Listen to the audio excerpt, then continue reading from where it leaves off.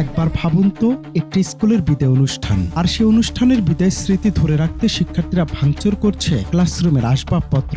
শুধু তাই নয়, সেগুলো ভাঙছে আর তা ধারণ করে টিকটক করছে তারা। ভাবছেন এটি কি সম্ভব? শুনতে রূপকথার গল্প মনে হলেও এটি বরিশালের আগুলজারার ঘটনা। আমরা জানি বিদায় মানে চোখের জল, বিদায় মানে স্মৃতিমাখা প্রিয় প্রাঙ্গণকে বিদায় জানিয়ে আগামীর পথেও চলা। কিন্তু বরিশালে যা ঘটলো তাকে আপনি কি বলবেন? উশৃঙ্খলতা নাকি নৈতিকতার চরম অবক্ষয়?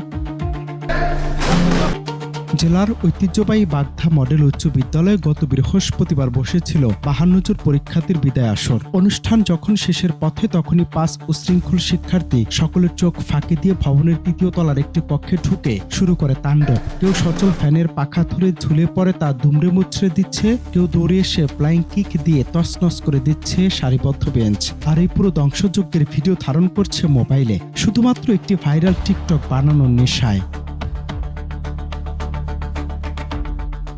ভিডিওটি যখনই ফেসবুকে আপলোড হলো, মুহূর্তে আগুনের মতো ছড়িয়ে পড়লো চারদিকে। বিদায়বেলার স্মৃতি হিসেবে তারা রেখে গেল ভাঙা আসবাবপত্র আর নষ্ট ফ্যান। এই দৃশ্য দেখে শিউরে উঠেছেন অভিভাবক থেকে শুরু করে স্থানীয় জনপ্রতিনিধিরা। বাগধা মডেল উচ্চ বিদ্যালয়ের মতো একটি স্বনামধন্য প্রতিষ্ঠানের এমন দৃশ্য কেউ মেনে নিতে পারছেন না। কর্তৃপক্ষ বলছে বিদ্যালয়ের সম্পদ নষ্টকারী ছাত্রদের কোনোভাবেই ছাড় দেবেন না তারা। এই ব্যাপারটা আমার এখন তো ব্যক্তিগত না, এটা সারা বাংলাদেশের বা একটা শিক্ষা প্রতিষ্ঠানের সাথে সম্মান জড়িত।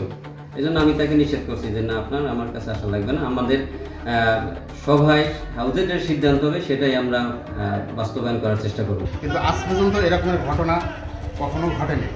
এজন্য আমরা আসলে মর্মাহত, খুবই ব্যথিত। ফ্যান ব্যাখ্যা করে ফেলায়, ফ্যানের ভিতরে ঝোলে আমরা এটার সঠিক বিচারের ব্যবস্থা করব এবং সঠিক বিচার করার জন্য আমরা মুরব্বীদেরকে আবেদন জানাবো। এই স্কুলে এমন একটি কাজ করা আমরা মোটেও ভালো চোখে দেখি। রাষ্ট্রীয় সম্পদ এভাবে স্কুলের ধ্বংস করে তারা বিদায় অনুষ্ঠান উদযাপন করছে, এটার সুষ্ঠু তদন্ত সাপেক্ষে আমরা এটার একটা সমাধান চাই এবং যাতে পরবর্তীতে কোনো ছাত্র এই ধরনের নিন্দনীয় কাজ করতে না পারে। তো আমরা রিসেন্টলি যেই দেখলাম যে এরকম স্টুডেন্টরা এই ভাঙচুর চালায়, সেগুলো আবার সোশ্যাল মিডিয়ায় দিচ্ছে। আমরা অনুষ্ঠান নিয়ে ব্যস্ত ছিলাম, ওদেরকে মিষ্টি বিতরণ করতেছিলাম, তো এই ফাঁকি হচ্ছে ওরা এই মিষ্টি বিতরণের ভিতরেই ওরা উপরে গিয়ে এই কাজটা করে। তবে বিদ্যালয় কর্তৃপক্ষ ভিডিও দেখে ইতিমধ্যে 5 ছাত্রকে শনাক্ত করেছে। কিন্তু প্রশ্নটা শুধু শাস্তির নয়, প্রশ্নটা আমাদের সন্তানদের শিক্ষার গোড়ায়। যে আঙ্গিনায় মানুষ হওয়ার পাঠ নেওয়ার কথা, সেখানেই তারা দম্বের সাথে ধ্বংসলীলা চালায় কিভাবে? টিকটকের কয়েক সেকেন্ডের জনপ্রিয়তার কাছে কি আমাদের নৈতিকতা আর জিম্মি?